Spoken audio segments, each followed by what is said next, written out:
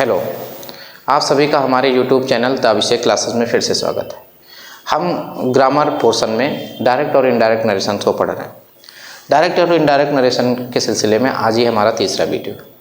तीसरे वीडियो में हम अमूमन डायरेक्ट इनडायरेक्ट को पूरा पढ़ लेते हैं और ख़त्म कर देते हैं और देखते हैं आज जितना भी हो पाता है करेंगे। उसके बाद प्रैक्टिस को 4th वीडियोज़ में ले जाएंगे।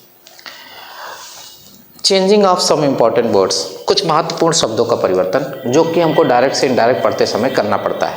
पहला है, अगर यहाँ पर हेयर आता है तो हम देयर में चेंज कर देते हैं, टुडे आता है तो डैट डे में चेंज कर देते हैं, नाउ आता है तो देन में, यस्टरडे तो द प्रीवियस डे में, टुमारो तो नेक्स्ट डे में, और नेक्स्ट डे अगर मिलता है तो द फॉलोइंग डे में, कम का गो, टू नाइट का द प्रीवियस नाइट। ये कुछ इंपॉर्टेंट वर्ड्स का परिवर्तन है जो हमको डायरेक्ट से इनडायरेक्ट बनाते समय करना पड़ता है।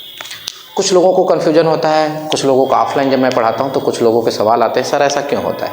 ऐसा इसलिए होता है क्योंकि मैंने जब आपको डायरेक्ट और इनडायरेक्ट नरेशन पढ़ाया था तो आपको बताया था कि ये जो चेंजेस हैं, ये चेंजेस आप जब मैंने बताया था डायरेक्ट नरेशन क्या होता है, जो प्रेजेंट टाइम पे आप इवेंट को या किसी घटना को देख रहे हैं वो डायरेक्ट नरेशन है। जब आप इसका ट्रांसलेशन किसी से सीखते हैं तो वो इनडायरेक्ट है। तो यहाँ पर जब भी आप किसी को नरेट कर रहे होंगे, कोई स्टोरी या ट्रांसलेट कर रहे होंगे तो उसको घटित हुए टाइम हो चुका होगा, तो इसलिए इन वर्ड्स का परिवर्तन करना पड़ता है।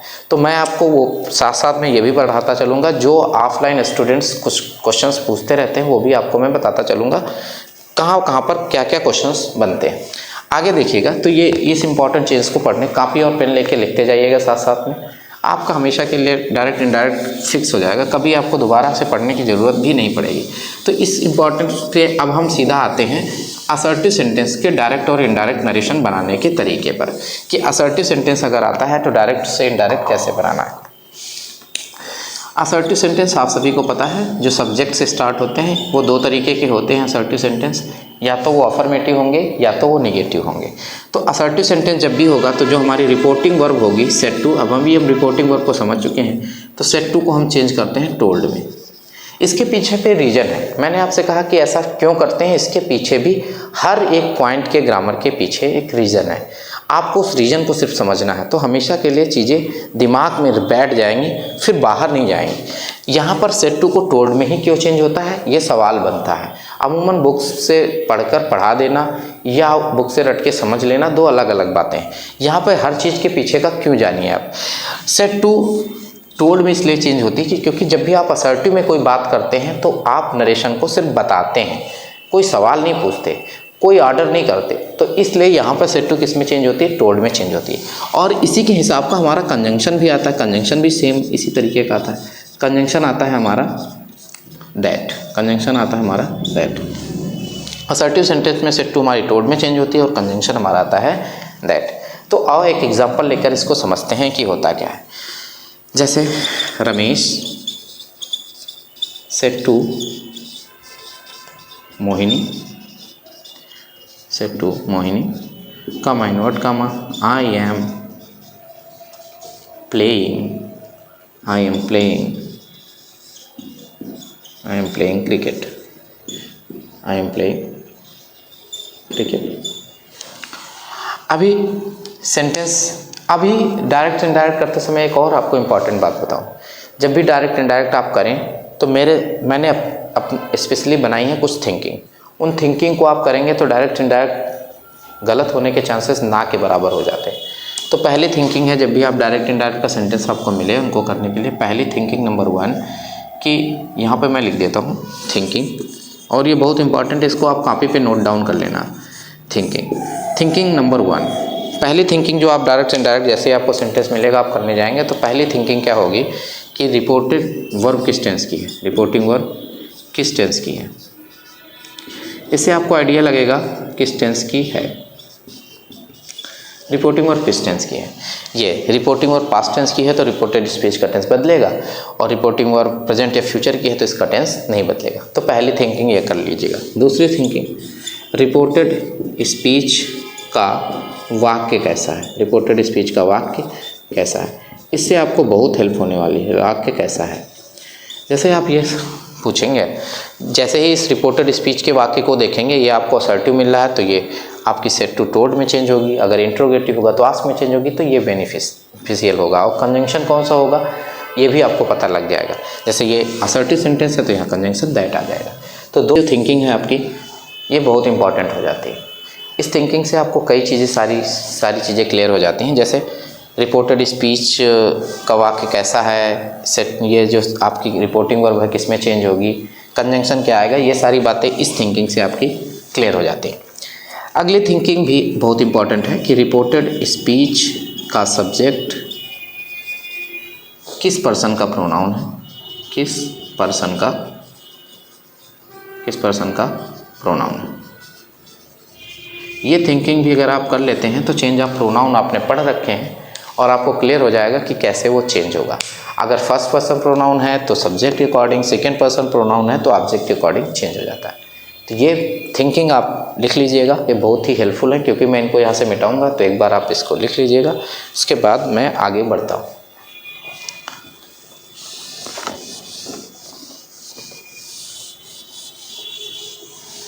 अब इस सेंटेंस को करना है तो वही सारी अपनी थिंकिंग अप्लाई करेंगे जो भी आपने लिख ली है फ़ोन से। अब देखो, पहली थिंकिंग रिपोर्टिंग वर्ब किस टेंस की है, रिपोर्टिंग वर्ब पास्ट टेंस की है, मतलब रिपोर्टेड स्पीच का टेंस बदलेगा। सेकेंड, रिपोर्टेड स्पीच का वाक्य कैसा है, असर्टिव है। जैसे असर्टिव हम करना स्टार्ट कर देंगे, रमेश, सेड टू किस में चेंज हो जाएगी, टोल्ड में, और यहाँ पर आ जाएगी हमारी मोहिनी। कामा नोट, कामा की जगह पे कंजंक्शन अभी हमने पढ़ा कौन सा आ जाएगा, दैट। आई, अभी हमने देखा कि रिपोर्टेड स्पीच का सब्जेक्ट किस पर्सन का प्रोनाउन है, फर्स्ट पर्सन का प्रोनाउन है, किसके अकॉर्डिंग चेंज होता है, सब्जेक्ट के अकॉर्डिंग। सब्जेक्ट पर कौन है, रमेश, आई रमेश के अनुसार चेंज होकर क्या बन जाएगा, ही। और आई एम अभी हमने जाना था किस में जाती है, वाज में, तो ही वाज। बाकी सेंटेंस में कोई परिवर्तन नहीं होगा और ही वाज प्लेइंग क्रिकेट हो जाएगा। तो ये सिंपल था। एक और एग्जांपल लेते हैं और जिससे आप थिंकिंग लगा के उसको भी करिएगा तो असर्टिव सेंटेंस आपका कंप्लीटली ख़त्म हो जाएगा, फिर आपको नहीं करना पड़ेगा। एक और एग्जांपल लेते हैं। टीचर सेड टू स्टूडेंट,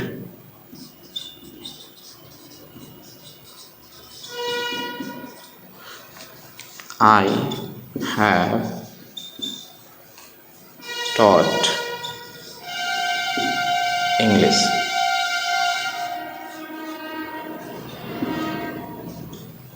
फिर से वही रिपोर्टिंग वर्ब किस टेंस की है, थिंकिंग पहली, रिपोर्टिंग वर्ब किस टेंस की है, पास्ट टेंस की है, रिपोर्टेड स्पीच का वाक्य बदलेगा। सेकेंड थिंकिंग, रिपोर्टेड स्पीच का वाक्य कैसा है, असर्टिव है, तो सेड टू किस में चेंज हो जाएगी, टोल्ड में, तो हो जाएगा टीचर टोल्ड, किसको told, student, teacher told student. Conjunction क्या लग जाएगा, दैट। और फर्स्ट पर्सन प्रोनाउन किसके अनुसार बदलता है, टीचर का कोई जेंडर नहीं होता तो हमेशा मैस्कुलाइन जेंडर के साथ में जाएंगे, तो क्या हो जाएगा, ही। और हैव किस में चेंज हो जाएगा, हैड में, ही हैड। टॉट का टॉट ही आ जाएगा, ही हैड टॉट इंग्लिश। खत्म हो गया। ये आसानी तरीके से हमने असर्टिव सेंटेंस को डायरेक्ट से इनडायरेक्ट बनाना सीख लिया। किसी जैसे सीबीएसई बोर्ड है तो उसमें कुछ इस तरह का भी सेंटेंस दिया जा सकता है, उसकी भी आप प्रैक्टिस कर लें। जैसे सीबीएसई 10th में आता है तो उससे बहुत सारे लोग कंफ्यूज हो जाते हैं, वहाँ सेड टू नहीं देता है, सीधा कन्वर्सेशंस के रूप में सेंटेंसेस को दे देता है। तो अगर कन्वर्सेशन के रूप में सेंटेंस को देता है तब भी घबराने की बात नहीं है, आपको सिर्फ रिपोर्टेड स्पीच के वाक्य को देखकर ही रिपोर्टिंग वर्ब को चेंज करना है।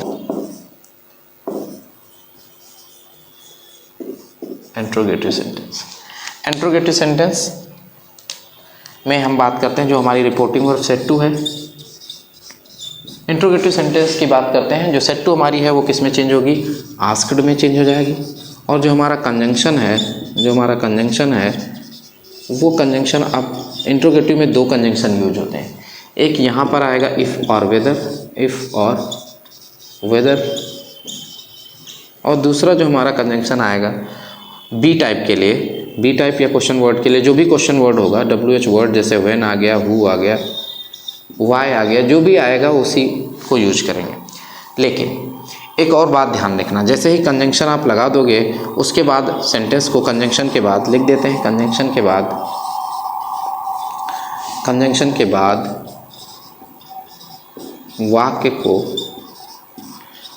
बाद वाक्य को असर्टिव बना लेते हैं। कैसा बना लेते हैं, असर्टिव बना लेते हैं, सेंटेंस को असर्टिव बना लेते हैं। कंजंक्शन के बाद वाक्य को कैसा बना लेंगे, असर्टिव बना लेंगे। एग्जाम्पल लेके समझते हैं कि कैसे करना है। Teacher said to Kapil comma inward comma, teacher said to Kapil comma inward comma, are you reading, are you reading।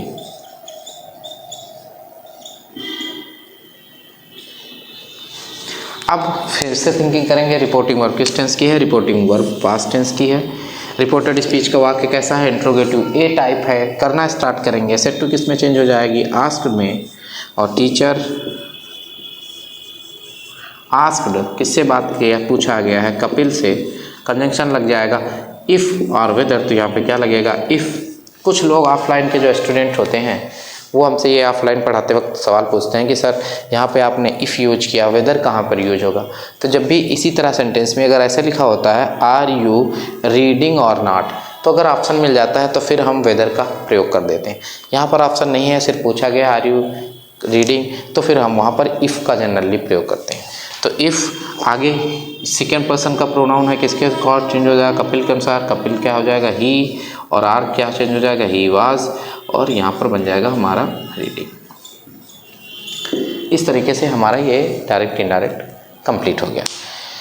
दूसरा इसी में जो बी टाइप है उसका भी एक एग्जांपल लेके समझ लेते हैं। यही सेम एग्जांपल रहने देते हैं, सिर्फ इस वाक्य को चेंज कर देते हैं। इस वाक्य को चेंज कर देते हैं और यहाँ पर लिख देते हैं Why are you making a noise? Why are you making a noise? अब ये भी इंट्रोगेटिव है, लेकिन ये इंट्रोगेटिव बी टाइप है। क्यों बी टाइप है, क्योंकि ये शुरुआत किससे हुई, क्वेश्चन वर्ड से। जब क्वेश्चन वर्ड को स्टार्ट होती है सेम सारी चीज़ें सेम तरह से होती हैं, सिर्फ कंजंक्शन जो हमारा होता है वो इफ वेदर ना का जो इंट्रोगेटिव वर्ड होता है वही कंजंक्शन बन जाता है। तो यहाँ पे क्या आ जाएगा, टीचर सेड टू की जगह पे क्या हो जाएगा, आस्क्ड। टीचर आस्क्ड किससे पूछा गया है, कपिल से। टीचर आस्क्ड कपिल, कंजंक्शन क्या लग जाएगा हमारा, वाई जो है वही कंजंक्शन हमारा बन जाएगा, तो हो जाएगा वाई। अब यू फिर से चेंज होगा, कपिल के अनुसार क्या बनेगा, ही बनेगा, तो ही। आर है तो क्या हो जाएगा, ही वाज, और मेकिंग ऐसे ही रहेगा, ही वाज मेकिंग, और नॉइज भी ऐसे ही रहेगा, और ये हमारा सेंटेंस ये भी कंप्लीट हो गया। तो यहाँ से आज हमने दो सेंटेंसेस को डायरेक्ट से इनडायरेक्ट बनाना पढ़ लिया है। पहला कौन सा, एक असर्टिव और दूसरा इंट्रोगेटिव। इन दोनों ही सेंटेंसेस की आप ढेर सारी प्रैक्टिस करिए। उसके बाद हम अभी जब भी हमारा ये कंप्लीट हो जाएगा पूरा सीक्वेंस, फिर हम एक साथ बहुत मिक्स सेंटेंसेस के एक साथ प्रैक्टिस करेंगे। डेडिकेटेड वीडियो थोड़ा सा लंबा हो सकता है, लेकिन उसमें हम ढेर सारे सेंटेंसेस की प्रैक्टिस कर लेंगे, जिससे फिर और एग्ज़ाम में जो आए प्रीवियस ईयर्स में जो आए हुए क्वेश्चंस हैं उनकी भी प्रैक्टिस कर लेंगे, जिससे हमको एक आइडिया लग जाएगा कि एग्ज़ाम में किस तरह से आते हैं। जैसे CBSE थोड़ा सा डिफरेंट टाइप्स के क्वेश्चंस पूछता है, डिफरेंट तरीके से पूछता है। वहाँ पर ये सेट टू के फॉर्म में नहीं देता है, वो एक कन्वर्सेशन के फॉर्म में देकर आपको थोड़ा सा परेशान करने की कोशिश करता है। लेकिन जो कुछ भी आपने सीखा है सब कुछ सेम तरह से होगा, परेशान होने की कोई ज़रूरत नहीं है। मैं उस वाले सेंटेंसेस का भी आपको डायरेक्ट से इनडायरेक्ट बनाना सिखा दूँगा, फिर आपको कोई परेशानी किसी प्रकार की नहीं आएगी।